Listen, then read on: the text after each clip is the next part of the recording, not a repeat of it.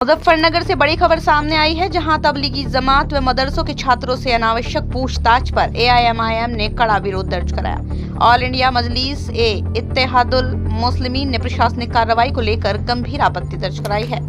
जिलाधिकारी मुजफ्फरनगर को दिए गए ज्ञापन में जिला अध्यक्ष मौलाना इमरान काजमी ने मांग की है कि तबलीगी जमात से जुड़े लोगों और मदरसों के छात्रों को बिना किसी ठोस कारण के मानसिक दबाव और अनावश्यक पूछताछ से राहत दी जाए। ज्ञापन में कहा गया है, तबलीगी जमात और मदरसों का कार्य केवल धार्मिक शिक्षा, मानवता की सेवा और भाईचारे का संदेश फैलाना है। ऐसे में उनके खिलाफ किसी भी प्रकार की अनुचित कार्रवाई धार्मिक स्वतंत्रता का हनन है और समाज में गलत संदेश फैलाने का कारण भी बन सकती है। ज्ञापन में यह भी आग्रह किया गया, यदि किसी के प्रति प्रशासन को कोई संदेह हो तो कार्रवाई संवैधानिक और विवेकपूर्ण तरीके से की जाए, ताकि आम जनता में डर और भय का माहौल न पनपे।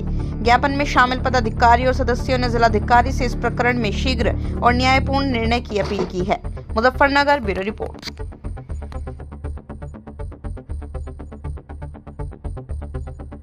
ऑल इंडिया मजलिस इत्तेहादुल मुस्लिमीन पश्चिम महासचिव मोहम्मद इंतजार अंसारी। हम डीएम साहब के पास एक शिकायत लेकर आए हैं तबलीगी जमात को लेकर। कुछ क्षेत्र से हमारे ज़िला मुजफ्फरनगर के ये शिकायत आ रही है कि जमात वालों का उत्पीड़न किया जा रहा है और उनको जमातों को वापसी किया जा रहा है और उनकी पहचान को जानने के लिए वो चौकी थानों के अंदर बुलाकर उनको परेशान किया जा रहा है। हम ये चाहते हैं कि देश आज़ाद होने से पहले ही तबलीगी जमात का काम हो रहा है और होता आया है। अभी मध्य प्रदेश के अंदर देखा होगा कि 5 से 7 लाख लोग जुड़े, लेकिन कोई वहाँ पर कोई दंगा फसाद नहीं हुआ। तबलीगी जमात शांति का और भाईचारे का एक प्रतीक लेकर उनकी एक अगुवाई से काम करती है। अगर प्रशासन को तबलीगी जमात वालों से परेशानी है और वे चाहते हैं कि ये क्या काम करते हैं, तो मैं मांग करना चाहूँगा शासन प्रशासन के कि चिल्ले के लिए 4 महीने के लिए LIU के एक आदमी को 4-4 महीने की जमात में भेज दिया जाए। उनको मालूम हो जाएगा कि तबलीग वाले क्या काम करते हैं और किस चीज़ की क्या नाम है वो शिक्षा देने का काम करते हैं। लेकिन सिर्फ टोपी और दाढ़ी को देखकर परेशान ना किए जावे, पहले उनकी जांच करा ली जाए कि वे क्या काम करते हैं। वे बुराई से रोकते हैं, चोरी से रोकते हैं, झूठ बोलने से रोकते हैं, इस तरह की वे शिक्षा देने का काम करते हैं। देखिए, आपको पता है कि लगातार संविधान की दुहाई देने वाले लोग संविधान का मजाक बना रहे हैं। लोकतंत्र में जिस तरीके से आज धर्मों पर प्रहार हो रहा है, ना हम कभी इसके खामी थे और ना कभी हमने इसको ये देखा कि मान लिया उसका धर्म है, ये उसका धर्म है। अभी पिछली बार आपसे मुखातिब हुए थे, प्यारे नबी मोहम्मद मुस्तफ़ा सल्लल्लाहु अलैहि वसल्लम की शान में गुस्ताखी हुई, कुरान शरीफ के बारे में उल्टे सीधे अल्फाज लिखे गए।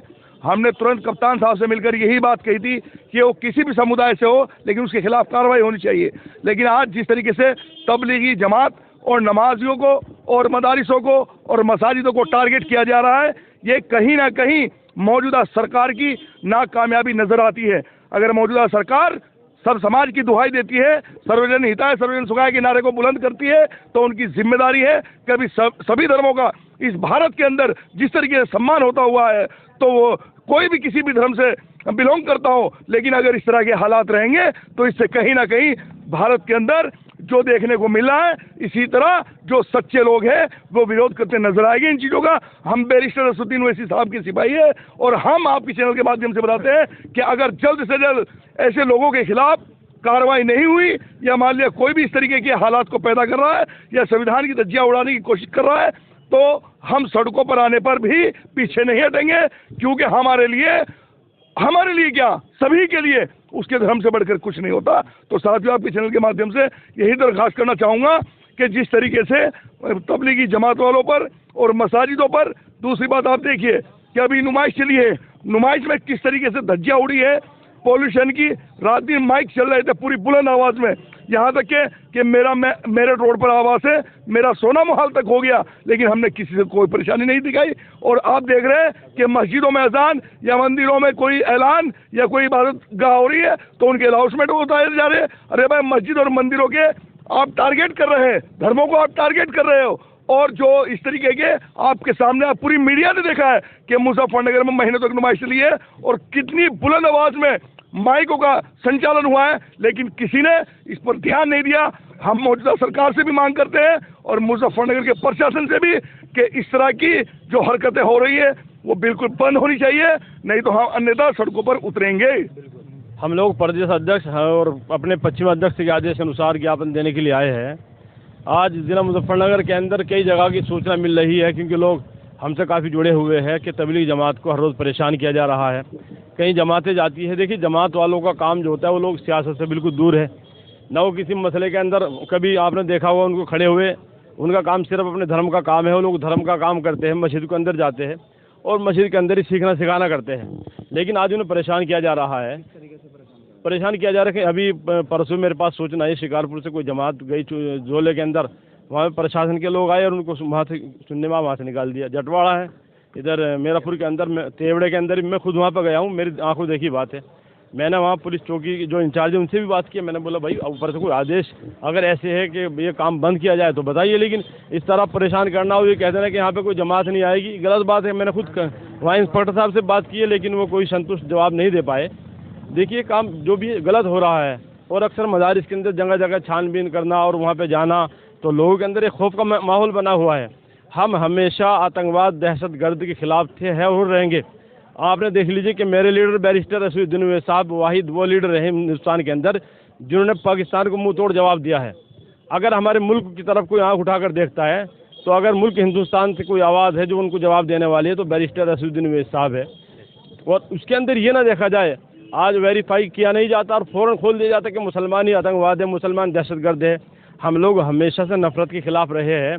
आज सोशल मीडिया के ऊपर इतना नंगा नाच किया जा रहा है, जिसकी मर्जी आएगी उसको सही तरीके से पेशाब करनी तमीज़ नहीं है। और मुसलमानों को और उलमा को और मदारिस को गाली देना और अल्लाह के नबी की शान के अंदर गुस्ताखियाँ, ये चीज़ें बहुत गलत हो रही है। इससे मुल्क के अंदर जो भाईचारा है उसके ऊपर काफ़ी फ़र्क पड़ रहा है। सभी ने, हिंदू, मुसलमान, सिख, ईसाई, सब ने मिलजुल के इस मुल्क हिंदुस्तान के लिए कुर्बानी दी है। हम चाहते हैं कि मुल्क हिंदुस्तान इसी तरह फले और फूले, प्यार मोहब्बत से। नफ़रत से मुल्क तबाह हो जाएगा। हम इसी चीज़ के खिलाफ है कि नफ़रत बिल्कुल नहीं चलनी चाहिए, जो आज नफ़रत फैलाई जा रही है। पूरे मामले को लेकर किसी अधिकारी साहब की बातचीत हुई है और कितनी जगह से जनपद में इस तरह के मामले आपके समझ? मुजफ्फरनगर से कई जगह की मेरे पास रिपोर्ट है जो मेरे पास आई हुई है, और यहाँ भी लोग खड़े हुए इसके ऊपर ये भी गवाही देंगे, ये भी शाहिद है। तो ऐसा नहीं होना चाहिए। अगर कोई ऐसा मसला है तो पहले क्या होता था, पहले जो उलमा लोग होते थे, आइम्मा होते थे, थाने के अंदर मीटिंग होती थी, शांति समिति की, उनको बुला के बताया जाता था। अब डायरेक्ट मस्जिद के अंदर जाया जाता है कि भाई आप लाउड स्पीकर उतार दीजिए, अगर आप नहीं उतारेंगे हम उतार देंगे। भाई ये क्या है? ये तो गुंडागर्दी हो गई खुल्लम खुल्ला। आप प्यार से समझाइए, जिस तरह पहले समझाया जाता था। अब कोई ऐसा तो नहीं कि ना हिंदुस्तान बन गया। हिंदुस्तान वही है, संविधान वही है। हम लोग संविधान को मानने हैं और संविधान को मानकर ही हम लोग अपनी ज़िंदगी गुजार रहे हैं। लेकिन एक सवाल है कि जो जमात की कमेटी बनी हुई है, वो लोग क्यों सामने नहीं आ रहे? आपको क्यों आना पड़ा? देखिए, वो लोग साथ में, मेरी सुबह भी उनसे बात हुई है।